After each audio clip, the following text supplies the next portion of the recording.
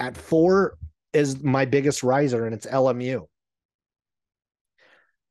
I thought before the year that LMU, if healthy, had a shot to be in the mix. And sure enough, not only have they been, are they going to be in the mix, this is a team that looks like it's going to make noise in conference play. Hey everybody, I am back for another week of the Unofficial WCC Hoops podcast. I know it's been a couple of weeks. I was on vacation, so I am back. I am rested, and there were some exciting things that happened during the couple of weeks that happened. I was excited to get back. I was excited to kind of hop on the podcast because teams are starting to look good. It was starting to roll in the right direction, and then in the last 48 hours, we've had devastating losses to WCC teams who have NCAA tournament hope. So we'll get into that. We'll have a chance to chat with Rocco Miller from the Bracketeer. We'll go over just kind of like some season predictions as we're now only a week away from the start of conference play. And then I'm also going to rehash my predictions from before the season and reconfigure them as we head into conference play. But first, kind of start with this up and down trend we have had over the last couple of weeks. Some teams are trending up, some teams are trending down, some teams are utterly confusing. So let's try to dive into what we've seen over the last couple of weeks.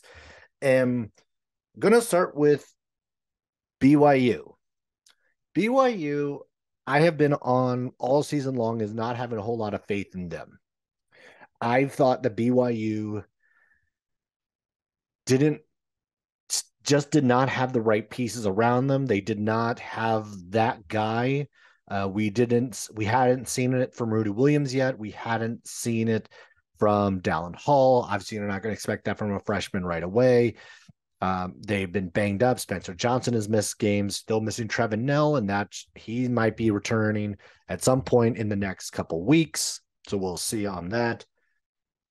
But then also just look, they were coming off the last time, right after I did the podcast, they were coming off this loss to Utah Valley, which was a bad loss on the Marriott Center floor. Bad look for BYU.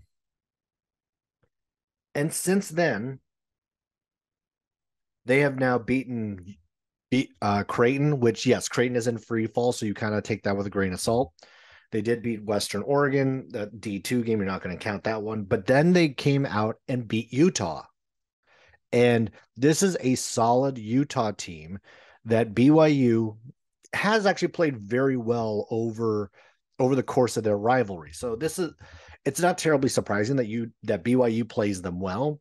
I think what was shocking was just how well BYU played from beginning to end.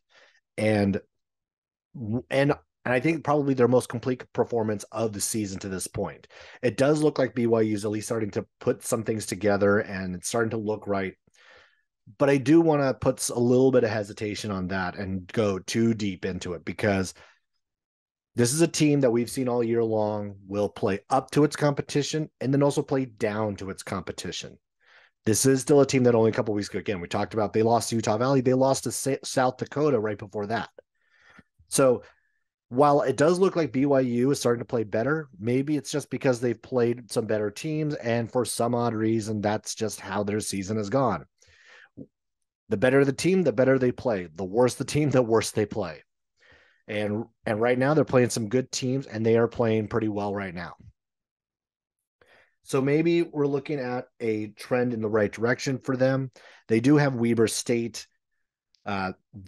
They do have Weber State next week, which will be an interesting matchup only because Weber State just got finishing knocking off Utah State, which they were one of the last remaining undefeated. So that is a huge feather in Weber State's cap.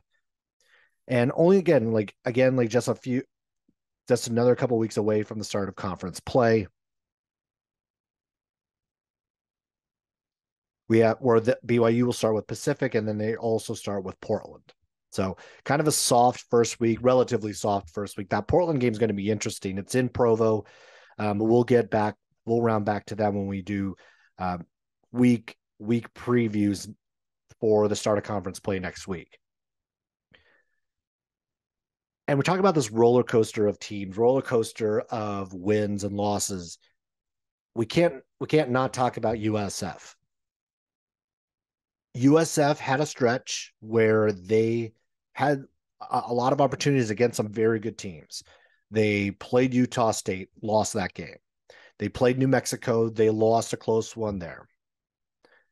And then they had UNLV this past weekend and picked up a huge win. And in kind of improbable fashion, they scored the last 11 points of the game to win that game. Ty Roberts with a three with about, I believe it was 6 seconds left in that one to take that one. Again, huge win against an undefeated UNLV team. It really kind of like perked up everybody. It's like, oh, USF picked up one of those wins. This is a Q1 win. This is a team that could actually looks like that they were finally getting over the hump, that they almost beat New Mexico. They finally got their big win against UNLV after having a number of opportunities, and they still have an opportunity this week against Arizona State. But then, as I record this on Monday night, this follows a devastating loss to UT Arlington. And that is the type of game, that is the type of loss that will cripple USF's chances of let alone an NCAA tournament berth. This is going to be devastating for the idea of an NIT spot as well. They're going to have a lot of work to do to try to get back into that race with really just like one marquee win. Now, again, they win against Arizona State and all that changes, but we'll see how that goes. That game is going to be up on the hilltop, so USF will have that home court advantage. It is another Q1 opportunity for the Dons. They do need to pick up that pace a little bit more. It almost kind of like this game the Arlington game felt like a trap game, and it absolutely turned into one. They were trailing from the get-go and never were able to recover in that one. But USF is, again, it's a little confusing. I was not completely sold that they were going to be that team going into this year. I thought that the losses of Bouye, Masalski, Tepe, Stefanini, that's a lot. Like 4-year starters are gone. And yes, you brought back Khalil Shabazz. Zane Meeks has played really well. Ty Roberts has been one of those guys, but they don't have the offensive juice that the team a year ago did. They've still played pretty well defensively so far this year, but they need to put it all together if they're going to beat an Arizona State team, which will probably get them back into the conversation. But this Arlington loss is going to, I think, weigh heavy as we get deeper and deeper into the season. And speaking of losses that are going to weigh deeper and deeper into a season, St. Mary's dropping their Sunday matchup against Colorado State. And yes, Colorado State does have a little bit of they've played 2 different seasons. They've played the season before Isaiah Stevens came back when he was hurt, and the season that they've had since. This Colorado State team, the day Isaiah Stevens returned was the day LMU played them, and they ran LMU off the floor. And they came in the Moraga last night and dictated the tempo for the most part of that game. Isaiah Stevens played really well all game long, even while being checked by Logan Johnson. St. Mary's just looked offensively out of sorts most of the game. They played, honestly, I think this felt like the worst game that they've played all season long. They did not look in sync. The defense wasn't as sharp as we had seen it. And now here's the crazy thing. So you look at some of the numbers and it doesn't make sense because St. Mary's took 11 more free throws. They out-rebounded Colorado State by 12, had 11 more offensive rebounds. But they couldn't hit their free throws, which has been a problem all season long for St. Mary's. They allowed Colorado State to shoot 55% from the floor, which is the highest percentage they've allowed all season long. And we got maybe what was what was his by far his worst performance of the season in Mitchell Saxon. That it was it was kind of it was a nightmare second half for him, and I'm going to go too deep into that, but this is a situation where St. Mary's does need to kind of figure out what's ailing them and ailing them quickly because they all this is a team that now has had plenty of opportunities, and while yes they have some good wins, they needed the San Diego State win, but now they no longer can afford themselves too many of these other losses. Wyoming is coming up this week, so that's another key matchup for St. Mary's. I think they need to get the Wyoming win to kind of quell and calm the panic, the little bit of a panic I think many St. Mary's fans are having right now, including myself mildly. I'm mild panic of where St. Mary's is playing right now and how they're playing right now. I thought they looked like they were starting to pick it up. They were starting to play a lot better. Again, talk about the San Diego State win. They had Missouri State. They're starting to get some momentum, and then this game happens, and it looked like it all went out the window. So they have Wyoming this week. That'll be a big one before they get to conference play next week, and they start with San Diego and Santa Clara. So it's I think St. Mary's has had plenty of chances, but now it's in a position where it can no longer stumble. I think the margin for error in conference has shrunk quite a bit. And while the net and the KenPom do look still pretty good right now, we know that those numbers are going to come back to earth once they start conference play, especially as we have seen so far in the non-conference. We've seen a lot of inconsistencies up and down the board from the rest of the WCC, whether that be BYU, Santa Clara, USF, LMU, whatnot. Actually, less so with LMU. LMU's maybe been outside of Gonzaga, maybe the most consistent of the teams in the WCC. But again, a lot of ups and downs. Not to say that there's not talented teams in this league. There absolutely are. I think that's what makes going into the league dangerous this year more than any other. If you have hopes of building a resume, there are going to be a lot of potential pitfalls in conference play this year, maybe more than there ever have been. Last year, yes, I think the league was better as a whole, especially on the top. But those were also opponents that weren't going to hurt you if you picked up a loss. Right now, those same teams are going to hurt you if you pick up a loss. I think Santa Clara could be one of those teams that kind of like pushes its way through. LMU could also be one of those teams. USF has now put itself back in the position, unfortunately, with the Arlington loss, that now they're potentially going to be a worse loss for a St. Mary's or a Gonzaga than they may have been otherwise.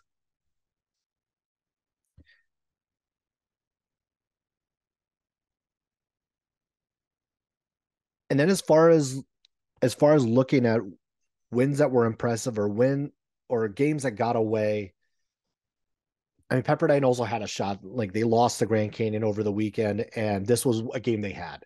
This was a game they should have won. They let it get away from them there at the end. Pepperdine is still learning how to close out games, and I think that's one of the challenges I thought that they would have going into this year. And and what's kind of crazy is it does seem that like just even from a week ago, 2 weeks ago, that where I thought some of these teams were has completely changed.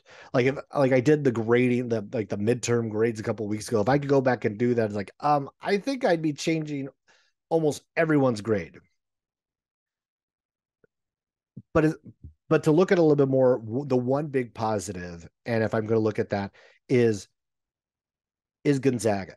Gonzaga played maybe its best game of the year on Saturday when they beat Alabama on the road in Birmingham. They played with better pace than they've had all year. Anton Watson was great. He was aggressive. He attacked the basket.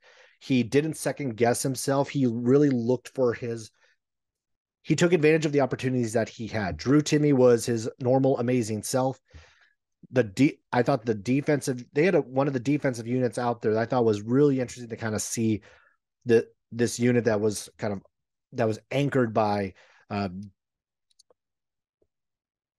anchored by Malachi Smith and Hunter Salas, as well as Efton Reed. It was interesting to kind of see that group go.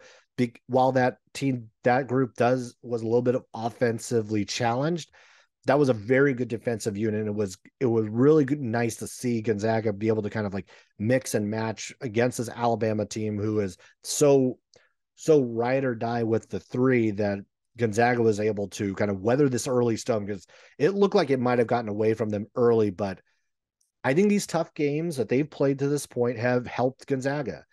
I A lot of people left them for dead, and I never saw that. I thought that they were going to get better. I thought they were going to improve, and that is what we saw against Alabama. Now, this is the first time they've really been able to put it all together and really do that against a top tier opponent. Yes, they have to win against Michigan State. Yes, they did against Kentucky, but Alabama is their best win. It's the feather in their cap right now. And if Gonzaga continue to be consistent like they were in that game and bring that night in, and night out, they're going to be in very good position once we get to March and when we get to Selection Sunday. So Gonzaga's put themselves in a very good position. All right. And with that, all right, we're going to bring in Rocco Miller, and he'll go over with us what we should expect in WCC play, and just some looking at some other factors that of some of the teams that we've seen, and what his outlook on what the conference has been so far. All right, and we'll bring in Rocco Miller. He's the bracketologist and analyst for the Bracketeer. You can find him at thebracketeer.org and also on Twitter at Rocco Miller 8. Rocco, how's it going? It's going great, Zach. How you doing? It's good to be back Not, on. yeah, not too bad, Aaron. It's great to have you back. Now that we're in the midst of the midst of the college season, we're almost wrapped up with non-conference play. For most conferences, some have already started to play some of those games. But let's focus on like the WCC here, and I want to start with maybe the most confusing team to me in BYU. This is a team that plays up to its competition, down to its competition, really is still trying to figure out who are going to be some of the leaders on this team. We've seen some great things from Rudy Williams, Dallin Hall. They have some injuries. What's your read on BYU and where they are right now?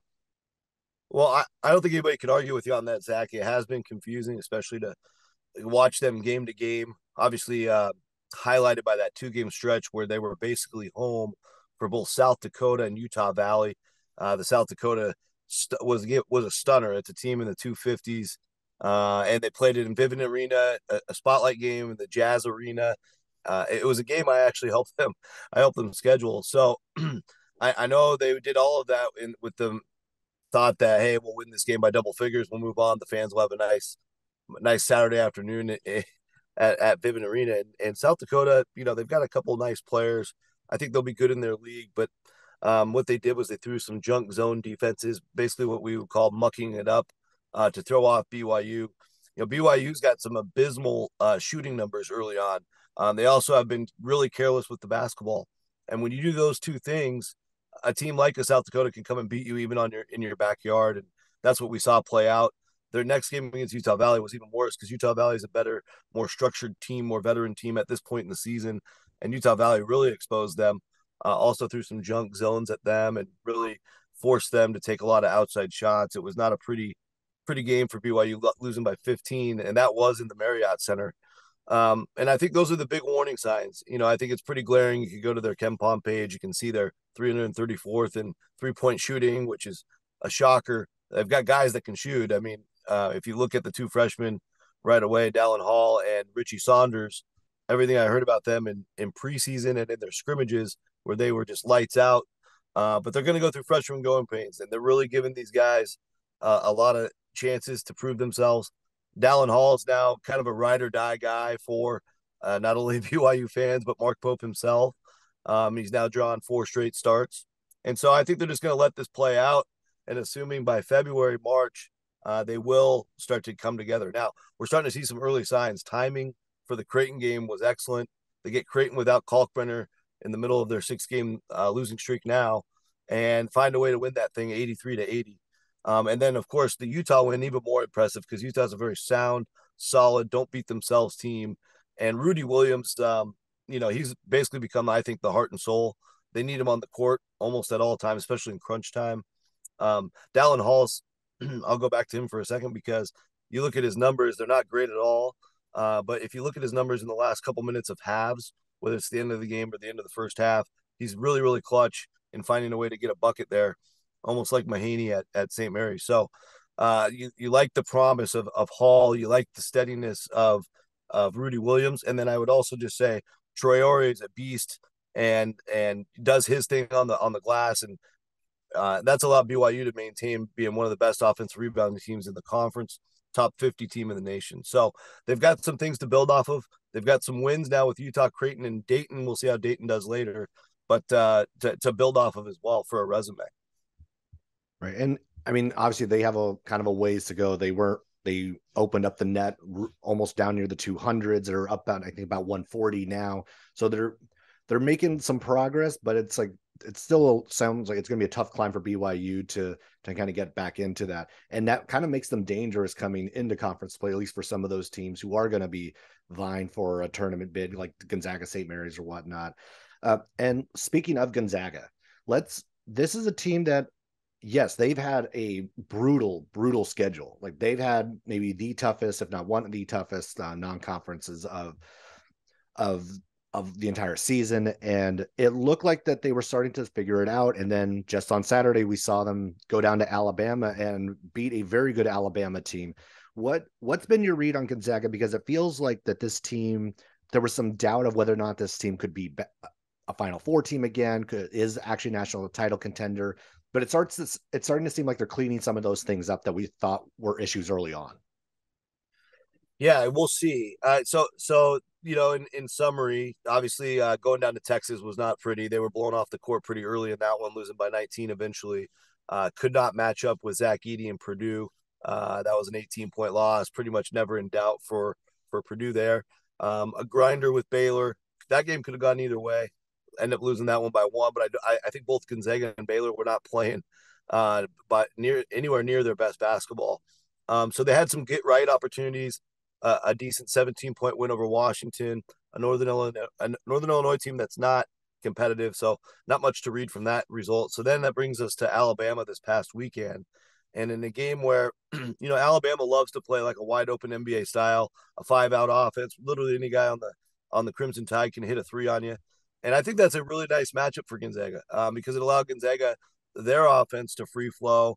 They can get a lot of fast bucket points to Timmy and others. I thought one thing that really stood out was Anton Watson. Not only his season high of 17 points, but the fact that the coaching staff gave him 37 of the 40 minutes. And I feel like that proved to me, at least in their big games, that the Efton Reed experiment is pretty much over. Even Ben Gregg only got a couple minutes. And if you're going to play with the big boys, which Gonzaga is going to do once we get to March, this is going to be your 6-7 man rotation. And they really just roll hard with Timmy and Watson in the front court. I think Watson's given them better defensive energy. And that's been the big problem, as I stated, with the Edey game, and you've seen that in other games as well. And I think with Strother and Malachi Smith, you can kind of just interchange them based on the hot hand. I think Malachi is going to struggle more with better defenses, has been my observation. I think in this Alabama game with not much defense, it was a nice opportunity for him, and he had a very productive day. And Strother actually only played 18 minutes. And I think when you have a more defensive struggle, you gotta lean on Salas more, like they did against Kent State. They're in real trouble against Kent State with 4 minutes to go. They trailed for a lot of the second half, but Salas was just by far their best defender. And so when you see them play St. Mary's twice, when you see them play, anybody else in the league that's going to come with a defensive focus first, you're going to lean heavier on a guy like that. So I think Gonzaga's needed all these games to kind of see what they've got because I still think they have a front court hole. I'd be very concerned if they play a TCU or a Houston in the tournament, a very physical, big front line. But beyond that, if they get in these track meets, it's gonna suit them well. It does seem kind of like that because they played such a tough non-conference that while this isn't a Gonzaga team that we've seen in years past, this isn't the Holmgren teams, this isn't the Jalen Suggs team, that while there's still holes, like it it does look like they're making improvements as they go. Like the guards are still kind of like I think the consistency for Gonzaga on that front is going to be the key. Like the Nolan Hickman, the Hunter Salas, and again, like you talked about those rotations with Strother um, and Smith. We'll see how this kind of goes along. They had a great night against Alabama. I think the consistency night in night out will be kind of the key for them. So looking at the conference of like, I think it was always written off in the beginning of the year that this is Gonzaga's conference to lose. And based on what we've seen so far, has the gap between they and St. Mary's shrunk because of what we've seen so far? I know like the loss to St. Mary's loss on Sunday was their worst, my opinion, worst performance of the season. But it's like to me generally, it seems like that these teams might be a little closer than we originally thought. It's an interesting question because I think you can look at it a couple ways. So I think when Gonzaga and St. Mary's play each other on the court, I'm expecting very competitive games. In Spokane, obviously, it's a very difficult task for St. Mary's still. It's an uphill battle up there. But I think when they come here in the Bay Area, they will, they'll be met with a lot of resistance. St. Mary's will have a brilliant game plan. Like we just talked about with Gonzaga, that defense will, I think, give them a lot of fits. I could easily see them splitting. Would not surprise me at all. But I do think the difference here is the margin between Gonzaga and everybody else is a lot wider. And I think the margin between St. Mary's and everybody else is a lot thinner. And I think over the course of a conference season, that will play out and probably give Gonzaga a 2 to 4 game spread at the top, assuming these are the top two teams. Sure looks like it so far. And I think that's the thing. I think, when you go St. Mary's versus Santa Clara, St. Mary's versus USF, St. Mary's versus BYU, those types of matchups are closer to toss ups. When Gonzaga plays those three teams, I fully expect Gonzaga to roll. And so, it'd be more shocking if any of those three could knock off Gonzaga. And I think that's the answer to your question for the conference race. So I do think it's a very clear number one in Gonzaga, especially with just all the different things they've figured out here in non-league. And then St. Mary's, I do believe, has earned that number two. The San Diego State performance is going to carry a lot of water, and thank God they got that win because Yeah. now they've got the 2 home losses. That's tough, but it's not just the San Diego State win. I love what St. Mary's did schedule wise. Oral Roberts has turned out to be a really strong team. They blew them out in the opener. North Texas, as we knew, once they got healthy and Tyler Perry back, they're now pretty awesome. I've got both Oral Roberts and North Texas in my top 10 right now in the mid-major poll. And so they're going to have these supplemental non-conference wins. Ideally, they go beat Wyoming this week to build their resume and kind of overcome a couple of these losses, I think. Yeah, it's just some unfortunate losses, and kind of the margin for St. Mary's, I think, is usually just a little smaller because it's just the style of play and everything else. So as we the talent gap as well, talent gap, yeah. Yeah.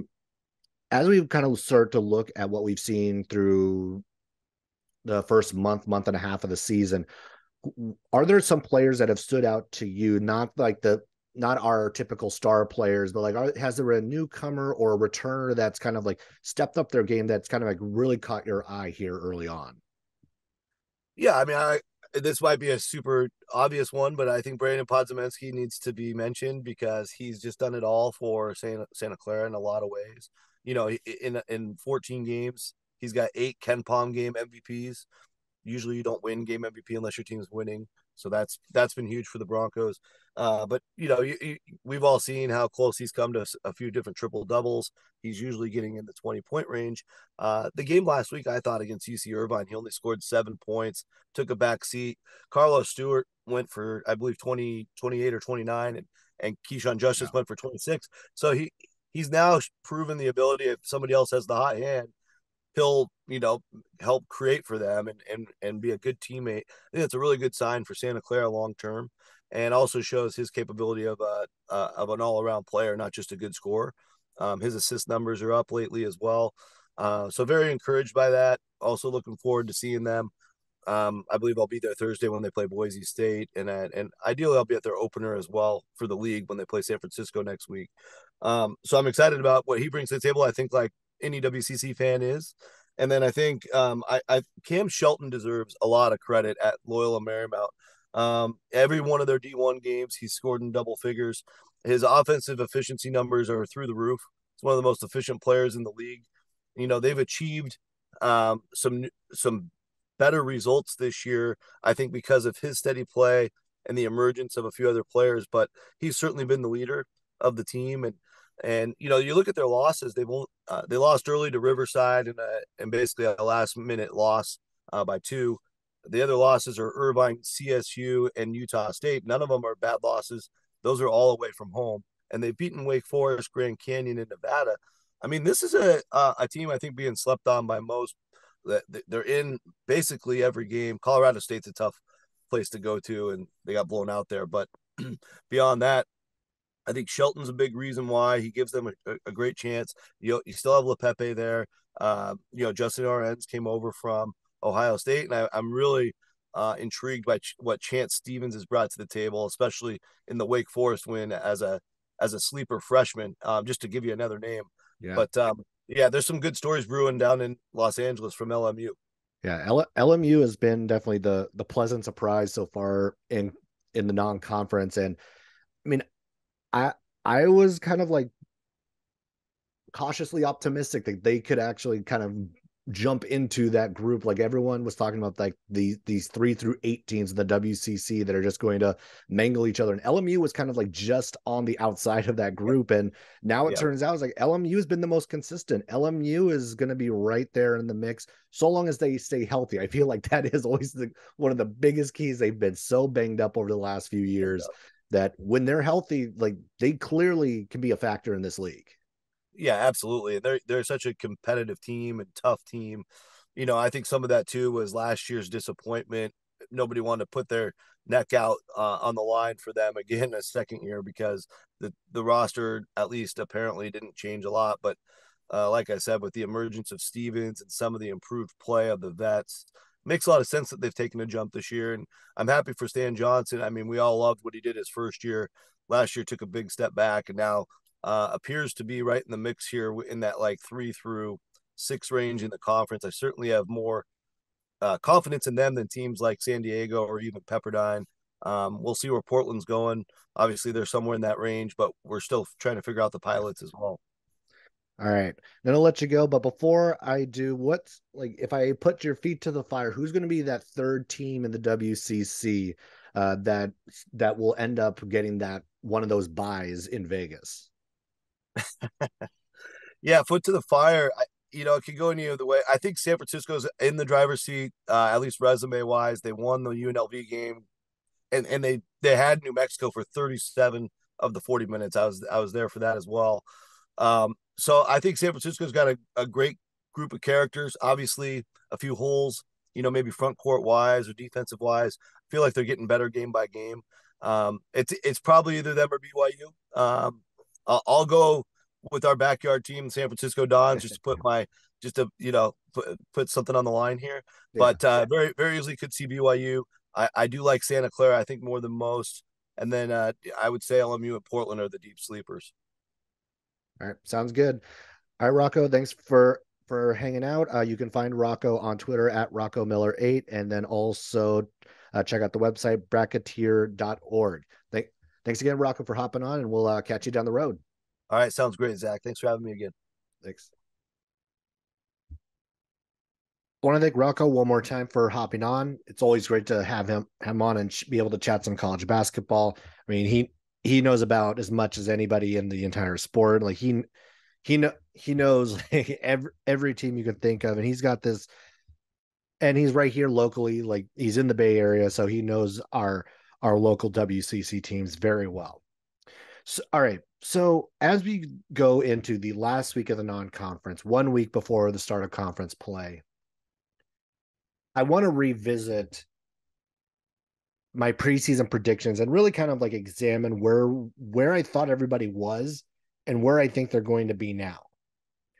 And so the quick rundown as a reminder of where I had everybody. So I'll go from 10th up the first. So I had Pacific 10, LMU 9, San Diego 8, Pepperdine 7, Santa Clara 6, BYU 5, Portland 4, USF 3, St. Mary's 2, Gonzaga 1.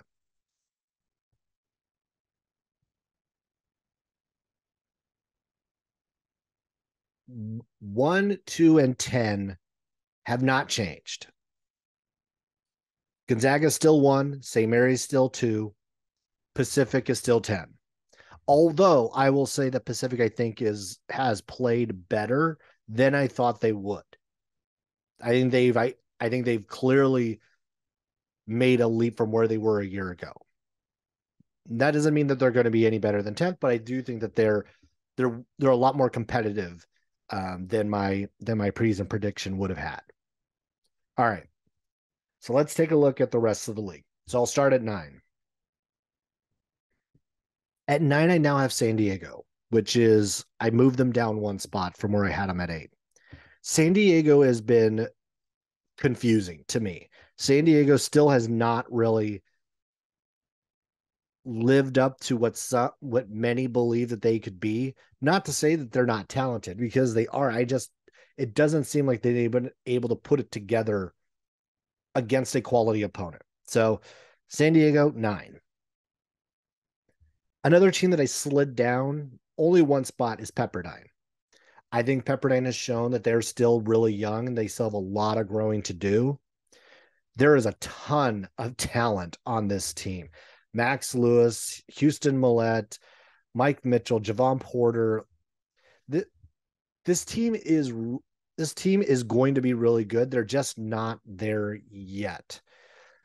And I think if this team can stick together for another year or so, they're going to make that leap into the top half of the league. I do believe that. So right now, and this is where this is where it gets hard. I feel like from here on out, the 3 through 6 teams are going to be so up and down. But here's where I'm going. Right now at 7. I should say 3 through 7, not 3 through 6. 3 through 7.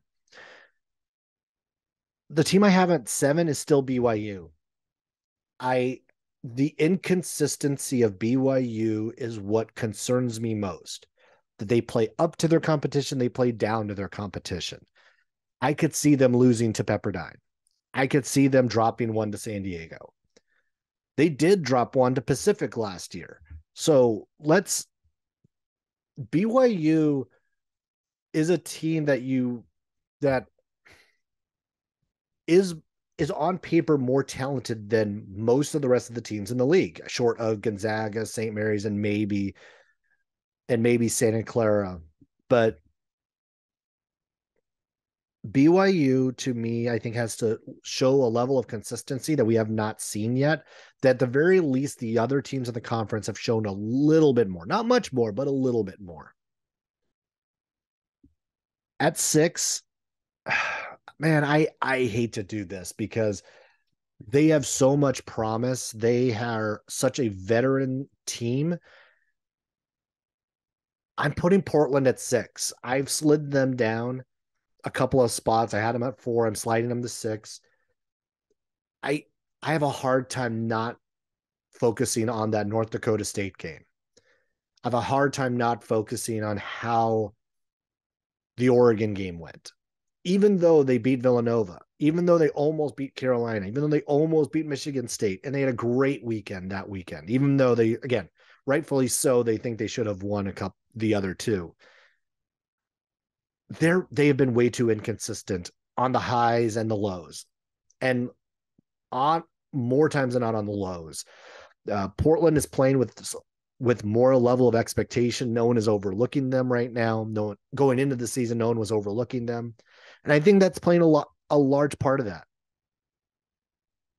So Portland, I'm gonna dropping down to 6 for my predictions going into the year. At 5 is USF. I I think like I think I would have had him at 3rd had they not lost to Arlington on Monday.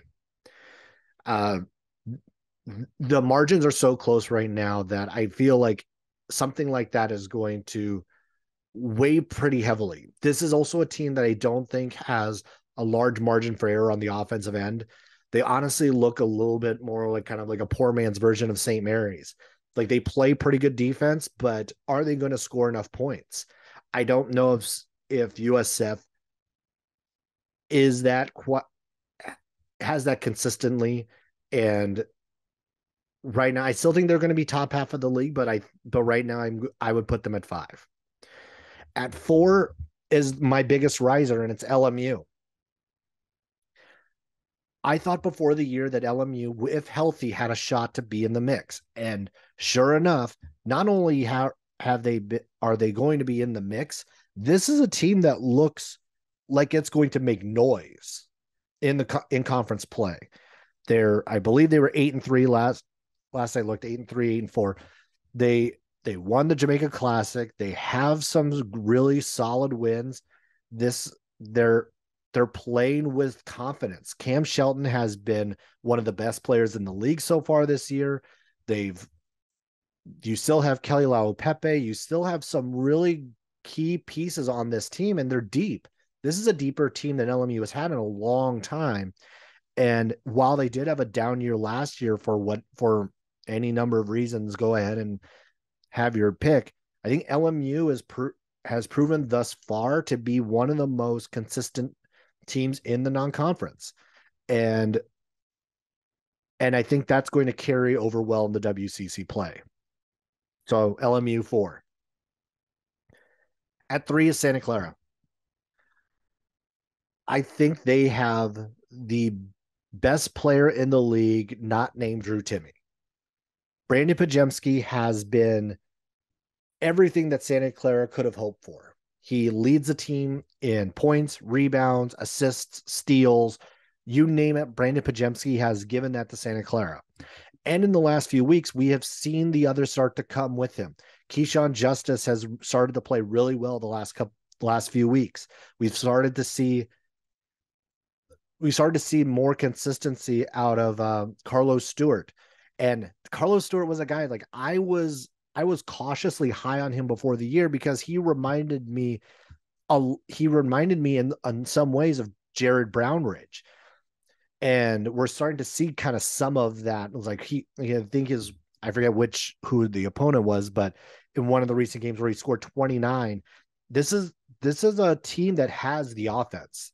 They're going to score and keep up with teams. For Santa Clara, the question is whether they can defend enough and whether or not enough of their scorers will show up on a given night against a legitimate opponent. Both Santa Clara and LMU are top 100 net teams. Are both top 100 KenPom teams. So LMU and Santa Clara are the two. I think they're going to at least vie for making a little bit of noise. And I think if things actually go well, like those two could actually also be sniffing an NIT bid.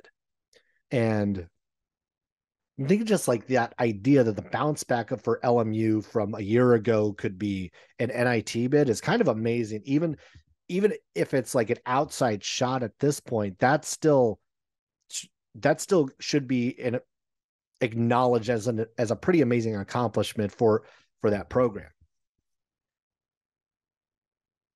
And again, of course, like as I said, like number 2 is St. Mary's and number 1 is Gonzaga. Those two have separated themselves from the rest of the pack.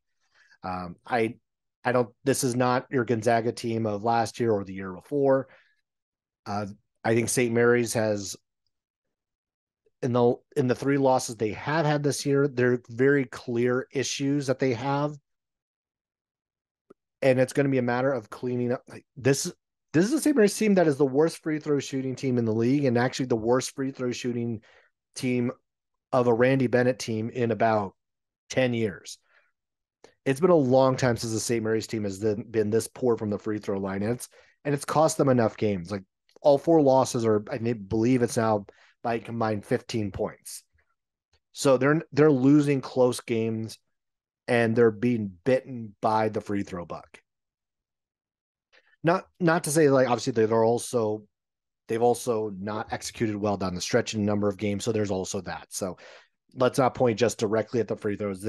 St. Mary's has, but they're this close to just being 13-0, and it's almost a maddening thing that it's because it's been little things here and there that's preventing this team from being maybe like one of the remaining undefeateds or like being a 1-loss team at this stage. All right, so we're gonna wrap it up here for this episode on the Unofficial WCC Hoops podcast. I do want to plug one new thing that we that we do have out. If you are on Discord, I do want to actually encourage you to search out uh, the what the West Coast Conference basketball server. Go ahead. I'm going to put the link in my link in bio. I'll also be tweeting it out as well, so you'll be able to find it there and join the conversation there. Join in with the rest of the some WCC fandom. It's fairly new, so we're still kind of like building this thing up. We do have a lot. There are a good number of the people are coming in are Zag fans, so let's get some more St. Mary's. Let's get some USF. Let's get a real community of WCC fans in this Discord server, and we'll have fun there. All right.